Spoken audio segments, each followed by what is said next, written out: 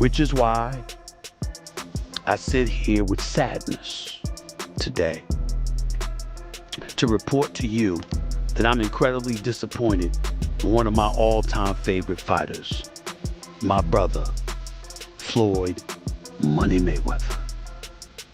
Disappointed. I really am disappointed. The thing is that Floyd is what they call an independent contractor. And what happens is that when you become an independent contractor, you make $230 million. They give you two checks, a check for $230 million.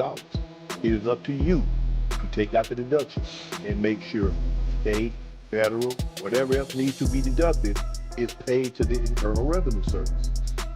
Floyd, you made $230, and I get it, Skip. I can just imagine getting a check for $230 million.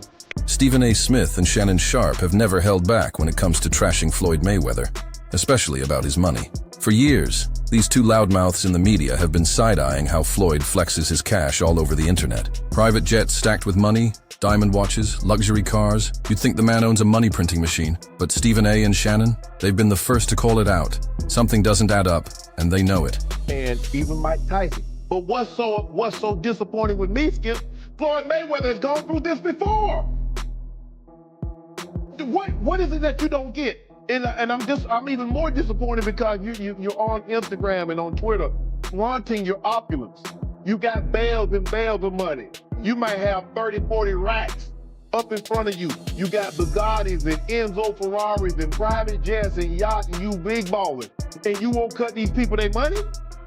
Now, Skip, I believe that he would have taken this fight anyway. It's hard to turn down $200, $300 million, Skip. But it looks to me that a major driving force between him, because I always thought it was Conor that wanted to fight. He wanted the big payday. Yep. But deep down, Floyd needed this payday because he got to settle the score. And let me tell you how the IRS works. You have experience? I have experience with it, okay? And Stephen A., he's been relentless. He's pulling out receipts, timelines, straight up exposing Floyd. He's pointing out how all those flashy buys don't line up with the money on paper. Unpaid exhibition fights, shady business deals. It's like red flags are following Floyd everywhere, and Stephen A. is calling it like he sees it. Boxers, if not the greatest boxer in history. He's absolutely sensational. But he retired years ago, and for me personally, I know these exhibition matches are entertaining. I like the one with Conor McGregor, not so much the one with Logan Paul. Looking at these exhibitions and all of that stuff, that little melee and stuff don't matter to me. As far as I'm concerned, it could have potentially been orchestrated. I don't know. But I do know not just anybody should be allowed to be in the ring with Floyd Money Mayweather. Absolutely. I just believe. And Stephen A., he's been relentless. He's pulling out receipts, timelines, straight up exposing Floyd. He's pointing out how all those flashy buys don't line up with the money on paper. Unpaid exhibition fights, shady business deals. It's like red flags are following Floyd everywhere, and Stephen A. is calling it like he sees it. Why does it always come to money? Why not? I mean, everything you got don't cost money. Everything you do costs money. Is that how you measure your success? No. Me, I'm loyal and honest. And I'm a good person. And I call a spade a spade. Money don't make me, I make money. Without money, I'd be the same person. Now the boxing world is shook over Floyd's shady $42 million real estate stunt in Manhattan. And of course, Stephen A. and Shannon are all over it. To them, this isn't breaking news. It's just another chapter in the story they've been screaming about for years. Floyd Mayweather might be undefeated in the ring, but when it comes to money, he's been catching L's left and right. His so-called empire. This whole, I'm the richest athlete ever, I built $1 billion brand act, it's crumbling, brick by brick. And this $42 million mess, it might be the final nail in the coffin. Yeah, I think it's fine. Yeah. And I'm pointing like this because all of them. We're in New York City right now. We're in Manhattan. That's what we do. Come on. You know what we do?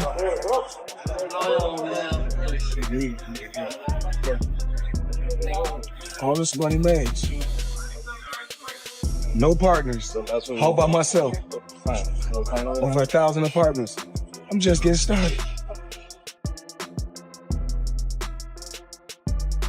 Floyd claimed he bought 62 rent-regulated apartment buildings in Upper Manhattan through his company, VA Properties.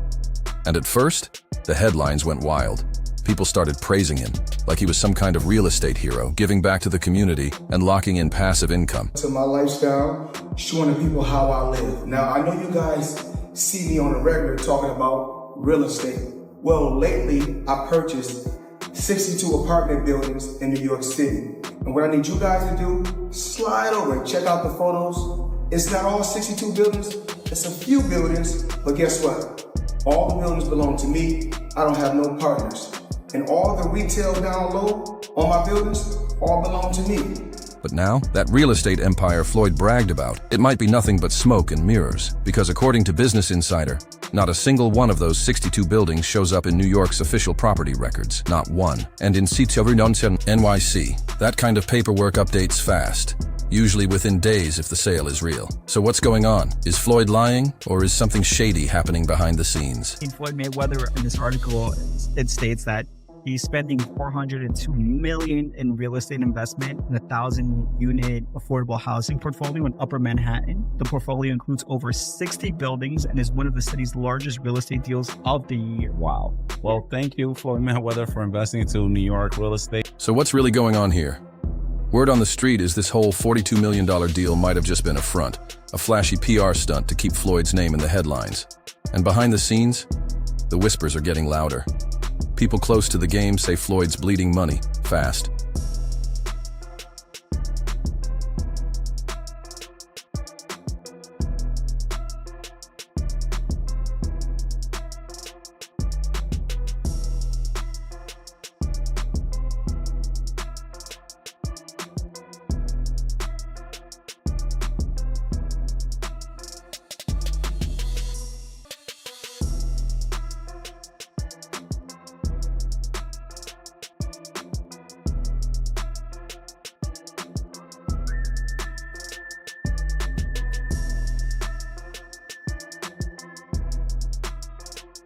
But those whispers?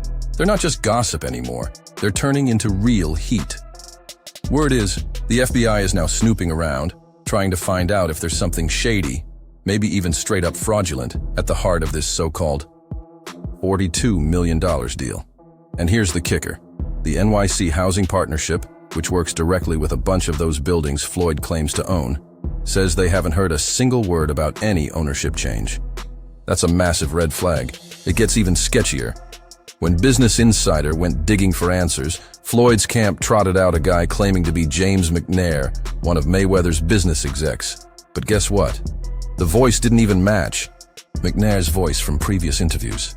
Straight up imposter vibes. Fortunate because, saying Floyd Money Mayweather, surely I was going to get my check fairly quickly, right? And that did happen, so I'm sure it'll come eventually, right? I realized, okay, I'm being strung along. This is a classic, hey buddy, you're the new guy in this industry. We're going to puppeteer you however we want. Hop on for the ride and shut up. Instead of shutting up, I make fun of him on social media and let everyone know that he doesn't have any money. I kind of joke and I'm facetious and I point the finger at Floyd. Well, I don't know if it's his fault. Maybe a little bit, but something tells me Floyd doesn't control where the money goes. Or maybe he does. I don't know, and I don't really care. I just want my money. But those whispers? They're not just gossip anymore. They're turning into real heat. Word is, the FBI is now snooping around, trying to find out if there's something shady, maybe even straight up fraudulent, at the heart of this so-called $42 million deal. And here's the kicker. The NYC Housing Partnership, which works directly with a bunch of those buildings Floyd claims to own, says they haven't heard a single word about any ownership change. That's a massive red flag. It gets even sketchier.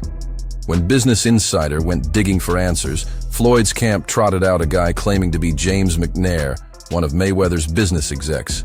But guess what? The voice didn't even match McNair's voice from previous interviews. Straight up imposter vibes. Gary, we don't want to talk about that.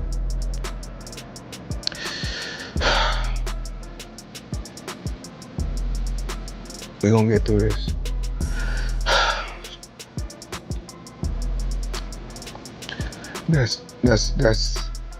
That's tough because Stephen A. Smith and Shannon Sharpe have gone full throttle. On their shows, they're not just raising eyebrows. They're straight up calling Floyd out. They're questioning whether this whole deal is legit, and even asking, is Mayweather heading for a financial meltdown? Or worse, a jail cell. They've accused him of lying to the public, faking his financial status, and the worst part, playing with the hopes of working-class New Yorkers by pretending to own rent-regulated housing he might have never even touched. This isn't just media drama anymore. Stephen A. and Shannon are demanding real consequences. If this deal was smoke and mirrors, they want Mayweather held legally accountable. No more ducking the truth. How does that guy not pay taxes? How do the people around him, how do the lawyers that I'm sure that he employs, the financial people that are probably running his life, telling him to stop spending $1 million a day, how do they not deal with his taxes? Well, listen, He apparently had a tough time reading the thing, as they say. Like he didn't know what he couldn't read like That's BS. something. That is BS. They said something. Time like out. that. He is paying. I'm sure he's got a litany of people in his world. I happen to agree. Financial management people. You think so? How long before he's suing somebody for mismanagement of funds? Listen, you know that's happening. You'd certainly think so. By the way, they announced, I'll get your calls in a second, they did announce the pricing for Mayweather-McGregor. $100 for a high def, $90 for standard def. So there you go. So it's exactly what the Mayweather-Pacquiao fight was. $100 pay.